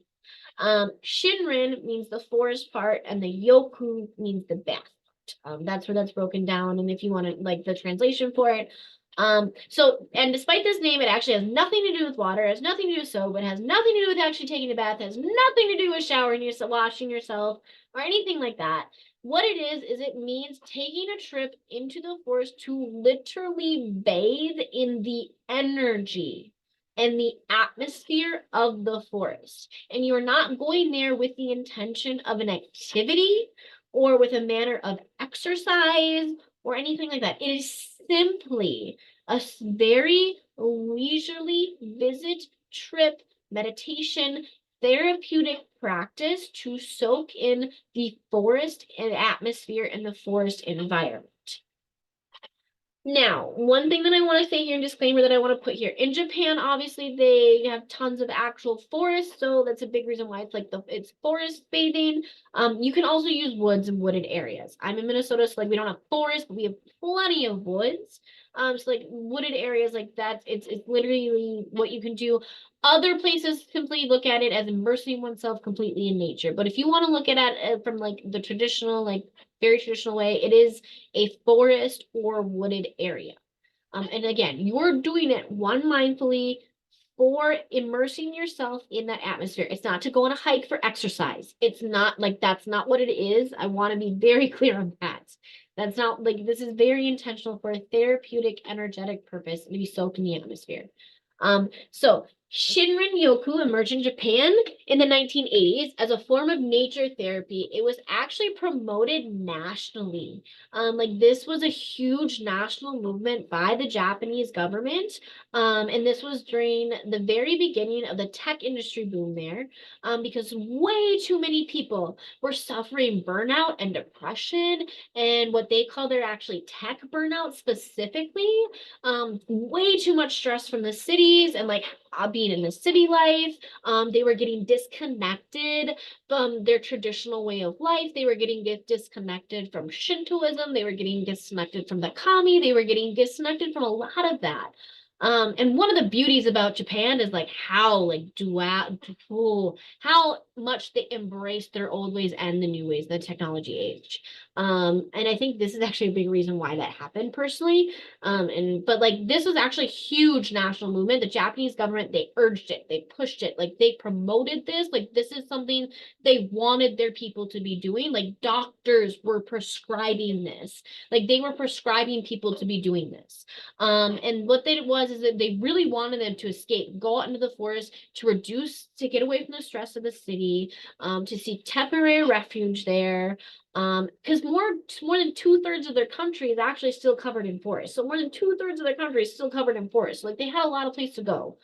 And it was ways, like I said, to stop the burnout, to get them reconnected. It became an actual cornerstone to their preventative health care. Massively, massively important to their preventative health care. Like they really they have guided tours that do that. They guided therapists that do it. They have doctors that they literally take you on it's guided trips to do forest bathing. And like I said, it came about in about the 1980s. Granted, this is a concept that humans have been doing since the beginning of time. I'm gonna go out there and say that. Like I'm gonna go out there and say it. Like it is something that we have always done. It is something that we have always wanted to do. We have always been drawn to doing this. People across the world, across different cultures, have almost always, for very many centuries, engaging in some type of practice that focuses on getting back to nature. Some of the famed figures in the past that like we've talked that are notable about this. You have the legendary Persian King Cyrus the Great. He was around 600 to 530 BC. He was super renowned for his famous gardens and making sure that the gardens were all over the capital and filled with fruit trees. And he did this to create a sense of calm within the crowd in Persian city. Like that is why he did it. Like he was known for that. In the 1800s, there was a tuberculosis. It was actually very commonly used for tuberculosis treatment. It was the belief that the nature and the high altitude in the mountains in these mountains in Switzerland, not Switzerland, in Poland, sorry, in Poland, were actually like the reason why tuberculosis was able to be cured by these people, along with good nutrition and good exercise. It was actually a German physician who did this. He created actually a sanatorium up in the mountains specifically for tuberculosis. It then changes some other things, but it was used like this was the practice. It was to be like this was the inspiration. Like it was used for that reason, to be in nature. It was said that being in nature was curing tuberculosis. Um, it was also encouraged by the forest cure was also created by Peter Dittwiller. He continued to use it from Poland. It got brought over into the Adirondack Mountains in New York. A couple sanitariums there used it as well for therapy for things. It was used as a way to help with depression and anxiety. The forest air was said to also be helpful for antioxidants and curing some diseases. So that was a major type of therapy that they used there. We had the great poet Henry David Thoreau, who wrote all about it. One of his most famous works, Walden, is all about reflecting and being in nature and what it can do for you and how important it is. We have the Scottish American active environmental activist. He also was an author, naturalist, John Muir. He talked about this a ton. And it was all about the fact that like everybody needs to be able to be in nature to heal, to give strength to our body, to heal our soul, to heal our traumas, and how powerful nature is. He's got some amazing writing that made great impacts in the world that he talked about, and that was in the late 1800s to early 1900s. But essentially, Japan is the one that institutionalized this, and it started in the like I said, 1980s, and they really, really pushed it. They really, really made it a part of their daily life. Like it was part of their preventive health care. It is considered an art, but even though it's an art, it is also subjective. There's not one definitive way to do this. It's going to differ from person to person. It's going to differ based on what your needs are. It's going to differ on where you are. In Japan, typically, like most people will go on guided tours for forest bathing. That's what I'm finding even nowadays. Also in Canada, is really, really common for tour guides for forest bathing. They have a lot there. Usually when it comes to the forest bathing, they also have doctors that will go with you. There's Dr. Quinn Lee. He is actually one of the leading authorities on Shinrin-ryoku. He's extensively studied it. He's written several works on the matter. He's done a lot of studies on the matter. He's done a lot of studies on what the scientific benefits of it are. And he's also created ways to be able to like do it in a DIY fashion, because you can do this by yourself. It's going to be based on your needs. But again, a lot of people do it guided. Just to make sure that they stay mindful, just to make sure that they don't get lost as well. And again, when you do your first trip, you want to make sure it's going to be a suitable location. It's going to be forest and wooded area. That's really what you want to make sure. If you can't get access to, you can use your garden. You can use an urban park. You can use things like that. But you really want to be able to be fully immersed. So you want to be in some type of wooded or forest area. When it comes to like picking and choosing, and like I said, there's not one definitive way to do this. You're gonna develop it the way that you want it to be. Most of the studies in Japan has said that you need to do at least 15 minutes.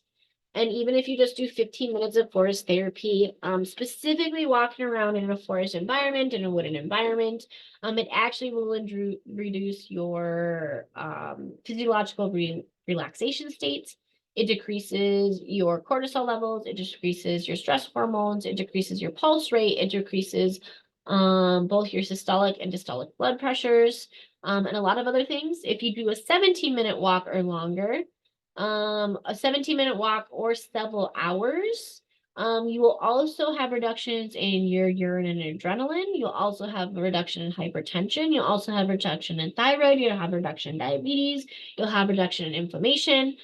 There's also another study that they have to where if you did this regularly multiple times throughout the week, at least 3 times throughout the week, it actually becomes a natural killer of viruses, and you have an incredibly boosted immune system.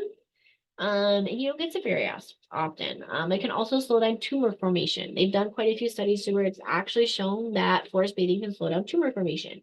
And it can also help with that. So they, like I said, they've done a ton of scientific studies. Like there's lots of science behind this. It affects your circadian rhythm, but this is also, like I said, it's very, very intentionally. It's being fully immersed. It's mindful. It's very, very intentional with it.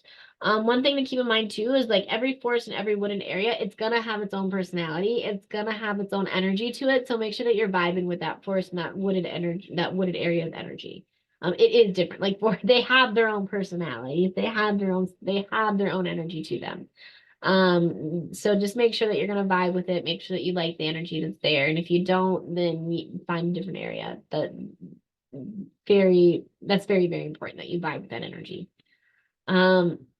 When it comes to the effects of forest bathing, again, it lowers your stress.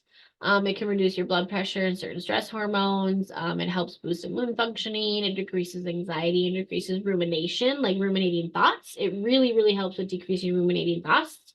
It can also help increase your creativity and your brain function. By brain function, I mean like clarity and connectivity. So it actually like will help you have clarity and like your brain actually move a little bit faster with your problem solving and your critical thinking. If you do it on a very regular basis. It will help you avoid burnout and stress. It helps improve your heart and lung health. It will help improve your mood. They've done studies and it can actually speed up in recovery from illnesses and injury. Being in nature and doing forest bathing can help enhance your emotional intelligence as well because it gives you time to fully immerse in nature, connect to that energy, and also give you an open space to connect to your emotional self as well. It helps you look at what you may need to change emotionally. It helps you work on emotional intelligent skills. It can help you with rewiring your brain, things like that.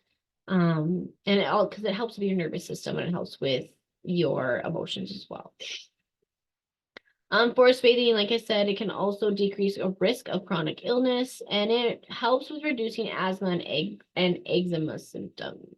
I can personally attest to this. When I am not doing this and I haven't done it in a while, my eczema flares up really bad. My asthma gets pretty bad too. How to forest bathe. It's actually, like I said, it's pretty simple. If you want to do it DIY, it's literally just making sure that you are very intentionally, very mindfully immersing yourself fully within a wooded area, a forested area. You're experiencing and taking in the energy, the sights, and the sounds around you. You're not doing this for an exercise purpose of moving your body and exercising and doing all of that. You are literally very intentionally doing this. You can get, like I said, you can do guided forest bathing. You can Google forest or wooded therapy guides near me. A lot of them will pop up. There's also the Association of Nature and Forest Therapy. They're in a lot of different. I've found them across a lot of different countries. So you can take a look at that too if you want to do a guided one.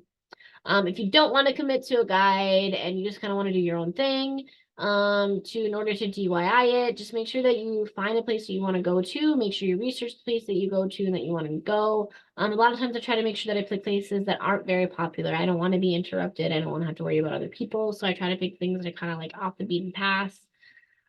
Tips, make sure that you're prepared. Make sure that you bring things that you need. If you're bringing your kids with you to be a part of it, make sure you have everything that they need. You don't want to deal with a cranky kid or deal with, needing to go back for things. Prior hand, determine your location that you want to go ahead of time. Make sure that it can be quiet. Make sure it has lots of trees. Make sure it's lots of wooded area and very little noise.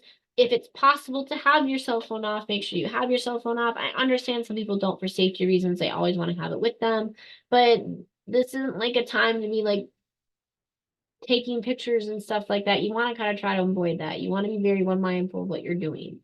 You don't want to make your forest bathing trip like an Instagram or social media outing, like getting pictures for that. Like this is a very like intentional, like spiritual, energetic forest bait. Like that's what that is for you. You like I said, if you want to, you can, but I just don't encourage really taking photos. Like you can, but you don't want it to be what it's all about. And I feel like people get lost in that. You also wanted some tips you can do is using guided activities to help you. So just having guided activities with you. I like ways to make yourself stay mindful, having like I spy games that you want to do, having activities that you want to do, like things that you want to look for. Like I want to look for this many, flowers, this many birds, or things like that. You can certainly have that. There's a lot of different guides, the guided forest activities that can help you stay mindful all over the internet. So you can look for a lot of different ideas. Make sure that you're still, make sure that you're present, make sure that you want to be there, make sure you're engaged with as many senses as you possibly can be. As many of your five senses to be open that you are engaged and fully mindful and present of. What to bring with you when you go forest bathing, make sure that you have water, a small backpack. If you bring kids with you, make sure you have snacks so they don't get annoyed. Some people like to keep their phones with them for emergencies. If you are willing to lock them in your car, go for it. Extra clothes in your car. I always do that just because you never know what's going to happen when you're in the woods. So always having that there. Layers to take on and off. And then a small first aid kit I always have in my car just to make sure that, if anything happens, I'm okay. In my car, in my pack, depending on what I'm doing, or if my son's within a wagon or a stroller. A lot of basic mental health benefits for all of these practices, and reasons why they think that nature and all of this supports your mental health are the factors of awe and wonder. You get to experience awe and wonder in your natural settings, which helps promote love and kindness and positive behaviors. It also helps release dopamine in your brain. And dopamine is a neurotransmitter that's associated with motivation, desire, rewards, and euphoria. Another reason for mental health practices is the chemical messengers. Breathing outdoors is actually very different than breathing indoors. When you're outdoors, you breathe in chemicals that are released by the trees. And these natural compounds actually include terpenes. So some of these plants actually give off these active substances and they prevent us from rotting. They help us, and like these chemical messages are just really important for our immune system when we breathe them in. Stress balancing. It helps you with balancing your stress. It induces,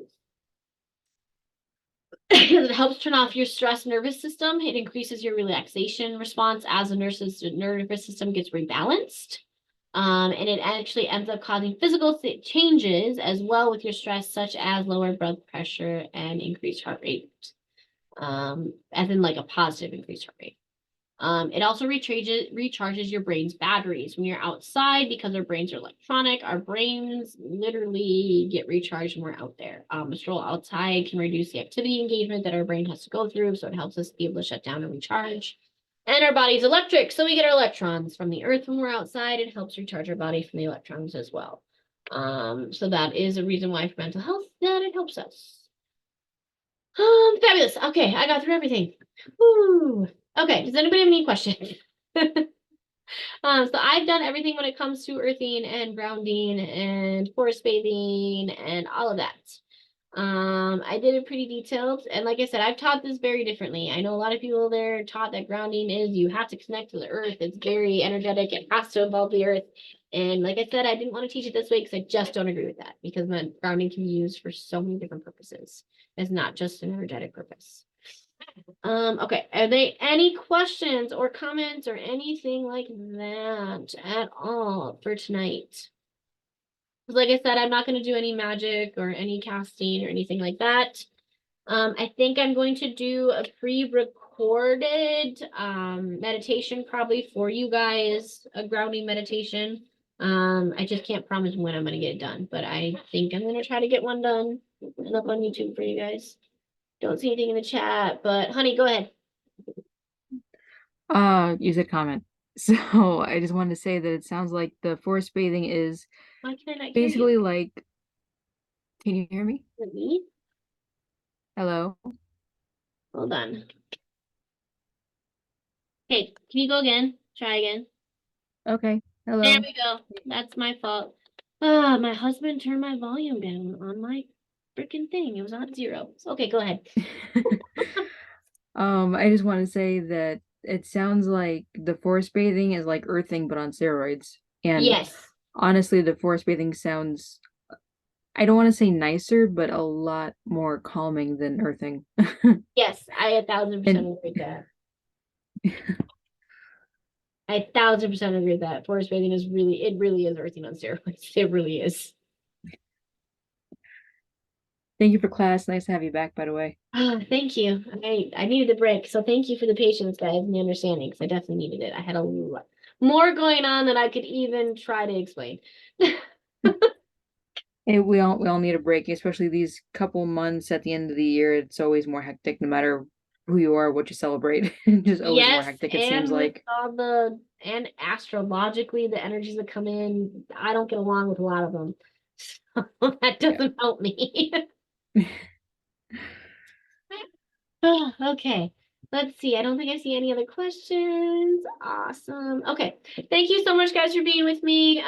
So what I'm gonna do is next Thursday, since I already canceled this class, and I want to make sure I keep myself balanced, and I'm gonna be rotating topics. Next Thursday, I'm gonna go back to baneful magic. What some people call baneful magic. Again, I don't look at things that way, but I'm still going to title it that because that's what some people call it. I really want to challenge that perspective of you. I don't want to teach it in a way of like, don't use these. I want you to use them. They should be used. So we'll do Baneful Magic. This Sunday for Dark Goddess Devotionals, I'm going to be doing Kali Ma. Next Saturday, I'm going to be scheduling my Demons Overview class, the first class in the Working with Demons series. It's literally just going to be an overview. We're going to talk about what a demon actually is, what a daemon is, culturally, and all of that, and all the different ways to work with them. And then the Sunday after that, I'm going to be starting my God actually series. We're going to start with Hades. We're going to start with Hades, and we're going to work with Hades. So that's going to be the first God that I introduce you to. I've got a couple other classes that I have in between that, but the next one I really want to kind of advertise and tell you guys about. So on December 30th, I'm going to be teaching an Ascended Master. I'm going to start an Ascended Masters series. The first one I'm going to start with is actually Mary Magdalene, which means we get to talk Christianity, how I don't think Christian witches are a thing. We're going to talk about how we need to separate Christianity from the religion to the actual text, which means we don't look at any text after King James. And most people don't know the Bible after King James. So there's a lot that I'm going to be introducing you to, and Mary Magdalene is amazing to work with from a pagan perspective. So I'm really excited about that one. So thank you guys so much. Oh, honey, what's your question? Sorry. Normally weekend classes are in the afternoon, but you said next Saturday, which I'm assuming is the 16th, there's an Yep. astrology class that's supposed to happen. Well, then it won't be that Saturday. I'll pick a different one. Okay, just a heads up. I'm not sure if it's scheduled Ah, yet, but it I was in the last class and she said that she already had it scheduled. So okay. just I will just make heads sure that up. I don't do it that one because I think we end up overlapping sometimes. So I'll make sure I won't do it that one. I'll pick a different Saturday. Okay. Thank you guys so much. Have a good rest of your night. Thank you for being with me tonight. Thank you. Bye. It's great seeing you again. Thank you. Good night.